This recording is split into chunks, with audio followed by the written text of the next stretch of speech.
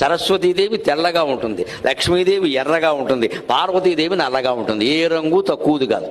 అంచేత పెళ్లి కూతురు ఎంచుకునేటప్పుడు ఎరుపు తెలుపు అని మాట్లాడకూడదు, నలుపు అయినా ఎంచుకోవాలి. పార్వతీదేవి రంగులు. గౌరీదేవి మన ఇంట్లో ఉన్నట్టే నల్లటి కోడలు ఇంట్లో ఉందంటే, అందుకని ఆ అమ్మాయి నల్లగా ఉంది అయినా కానీ చేసుకొని ఇంత పొడిగేదో దేశ సేవ చేసినట్టు మాట్లాడక్కర్లేదు. అక్కడికి ఏదో పెద్ద పోజు కొట్టేయారు. అవసరం లేదమ్మా. నల్లగా ఉంటే కళ్ళు చూడండి మీరు, కళ్ళల్లో కాంతి ఎప్పుడు అమ్మాయిలైనా అబ్బాయిలైనా తెలుపు నలుపు కళ్ళల్లో ఉండాలండి. ఆ కళ్ళల్లో ఒక తేజస్సు ఉంటుంది, చాలు. ఇంకేం కళ్ళ కలువ కళ్ళు అంటారు. కలువ నల్లగానే ఉంటుంది. ఆ తేజస్సు కాస్త గడపలో కాలు పెట్టాక మంచి లక్షణం, సర్దుకుపోగలిగే లక్షణం. ఇవి మనం చూడాలి కానీ నలుపు తెలుపు పొడుగు పొట్టి పెద్ద విషయం కాదు. ఏదో ఉంటారు, ఎరగోలా ఉంటారు, వాళ్ళకి పెళ్ళిళ్ళు అవద్దా. సరస్వతీదేవి తెల్లగా ఉంటుంది, లక్ష్మీదేవి ఎర్రగా ఉంటుంది, పార్వతీదేవి నల్లగా ఉంటుంది. ఏ రంగు తక్కువది కాదు. అంచేత పెళ్లి కూతురు ఎంచుకునేటప్పుడు ఎరుపు తెలుపు అని మాట్లాడకూడదు, నలుపు అయినా ఎంచుకోవాలి. పార్వతీదేవి రంగులు. గౌరీదేవి